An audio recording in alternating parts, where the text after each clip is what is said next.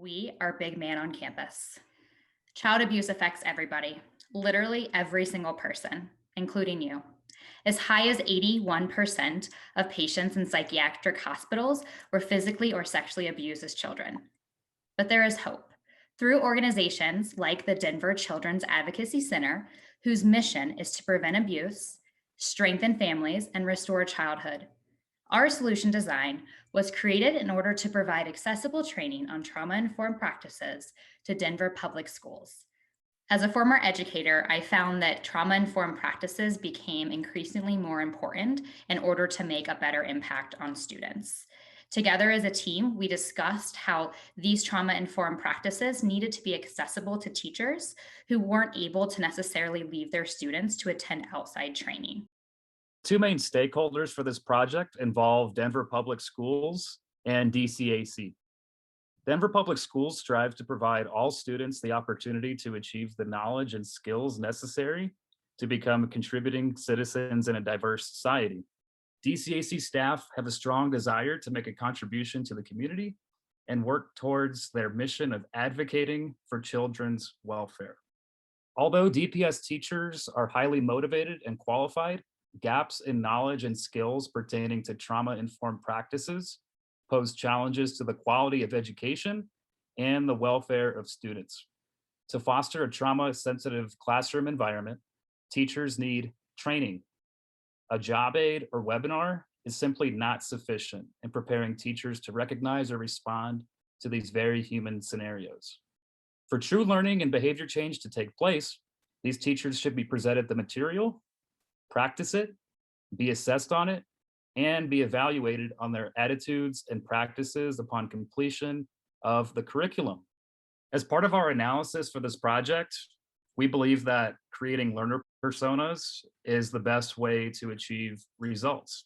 We did two learner personas, one for a stakeholder named Peter and another for a stakeholder named Tiriana.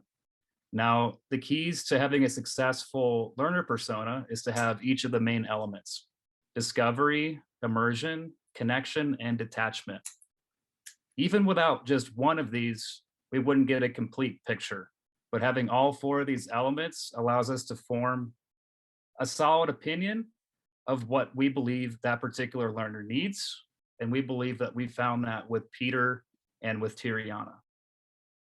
Our team designed a self-paced online course in which educators will learn about the importance of understanding training and recognizing and responding to trauma. We used a hybrid model of ADDIE: analyze, design, develop, implement, evaluate, and the design thinking framework, which has been created to guide the planning of this learning solution. ADDIE's analyze and design thinking's empathize were combined because hard and soft analysis of the audience is necessary to create impactful learning. Design from ADDIE and define from design thinking were merged to allow for increasingly creative ideas and solutions to be brought to the table. While all of the stages of design thinking are significant in their own ways, some were omitted in the interest of time and because they did not add significant value to what was already being produced using the ADDIE model. Our storyboard demonstrates approximately 30 minutes of e-learning content that covers one of the 5 learning objectives. The objective we chose to storyboard was define the various types of traumatic childhood experiences and how trauma can impact brain development. In this section, we show how content is covered through a combination of narrated modules and video clips, and how the learner is evaluated through practice opportunities and assessments. The storyboard itself was created using 2 design platforms, Storyboard That and Canva. We feel like these visuals paint a better picture for our stakeholders of what learners will experience while taking the course. For our evaluation plan, we used a combination of assessments and surveys. Throughout our learning modules, we used built-in participation surveys, knowledge assessments, and discussion boards. The knowledge assessments and discussion boards will take place before school begins during the planned professional development days. The participation surveys are given after the initial training is completed and at the end of the school year.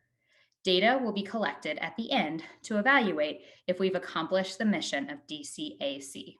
As a group, we are confident that our solution design will prove to be successful for teachers to acquire valuable training knowledge on trauma.